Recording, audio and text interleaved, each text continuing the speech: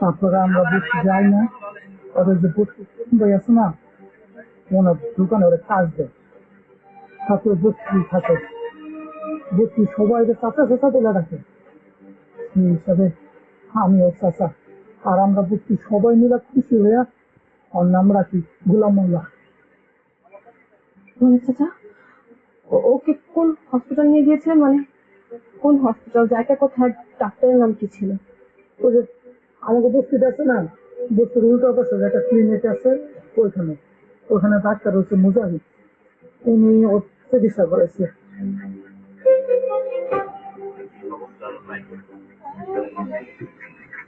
বলেন ম্যাডাম, আপনাকে কিভাবে সাহায্য করতে পারি?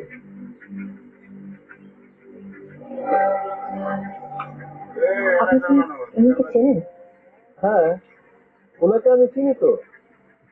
আজ থেকে 4-5 মাস আগে ওনাকে বস্তির লোকজন আমার কাছে এনেছিলেন।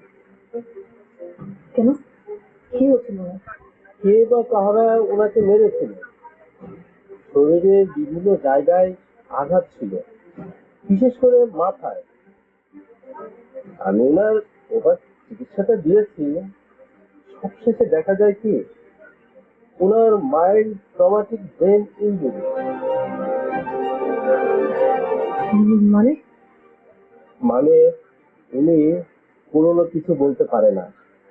সহজ ভাষায় বলতে গেলে উনি স্মৃতিশক্তি হারিয়ে ফেলেছেন।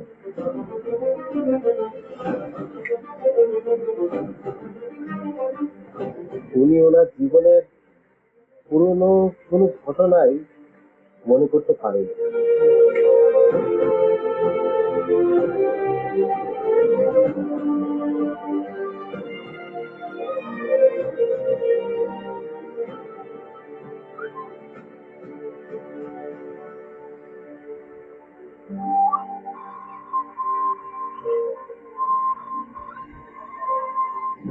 ওকে চিনতে পারছো না? আমি তোমার স্ত্রী, আমাদের এত তোমার মেয়ে। আসলে আমি শেজাত না, আমার নাম হচ্ছে গোলাম গোলাম মাওলা। আমি মির্জাবাড়ির কাজে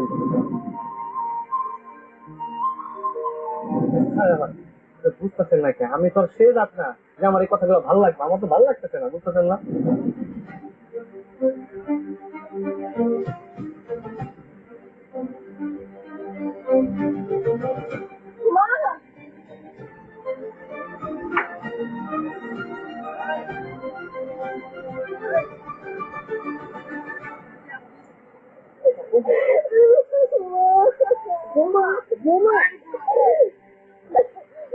তোমার মানে এত সকালে কি হয়েছে বোমা?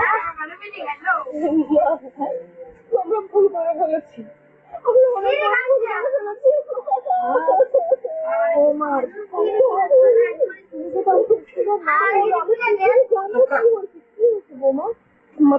আমি সব জেনে গিয়েছি।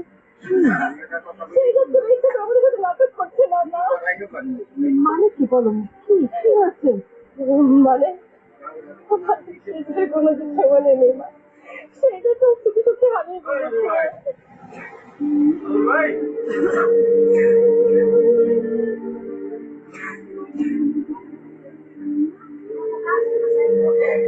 সে যতদিন বাড়ি ফিরছিল সেদিন বাড়িতে আসতে পারিনি, গাঁওখানের লোকজনরা মেয়েরা রাস্তা ফেলে রাখছিল।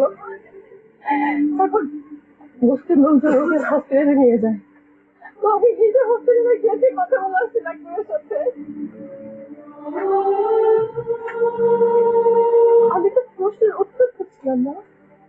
আমার শেহজাদ কেন কেন আমাদেরকে নাচের ভান ধরে আছে?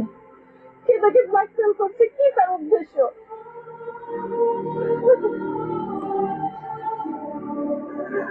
আমি সেটা তো মরে গেলে সত্যি বিয়ে করতাম না মা।